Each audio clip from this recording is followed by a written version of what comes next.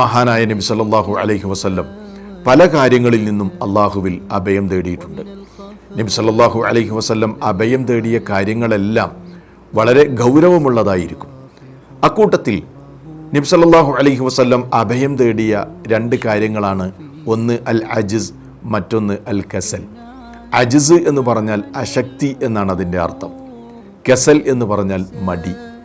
എന്തുകൊണ്ടാണ് ഈ രണ്ട് കാര്യങ്ങളിൽ നിന്ന് അള്ളാഹുവിൻ്റെ റസൂല് അഭയം ചോദിച്ചത് എന്ന് നിങ്ങൾ ചിന്തിച്ചിട്ടുണ്ടോ? അതിനൊരു കാരണമുണ്ട്. കസൽ എന്ന് പറഞ്ഞാൽ ഒരു മനുഷ്യൻ്റെ ശരീരത്തിന് ശക്തിയുണ്ടാകും, നന്മകൾ ചെയ്യാനുള്ള ശാരീരികമായ അവസ്ഥ അയാൾക്കുണ്ടാകും. പക്ഷേ മനസ്സ് അത് ആഗ്രഹിക്കില്ല, മനസ്സിന് താല്പര്യമില്ല. അത് വലിയ ഒരു പ്രയാസമാണ്, വലിയ ഒരു ദുരന്തമാണ്.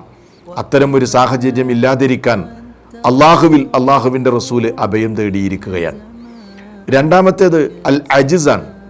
അജിസ് എന്ന് പറഞ്ഞാൽ മനുഷ്യൻ്റെ മനസ്സ് വല്ലാതെ കൊതിക്കും ചില നന്മകളൊക്കെ ചെയ്യാൻ, പക്ഷേ ശരീരത്തിന് ശേഷിയില്ല.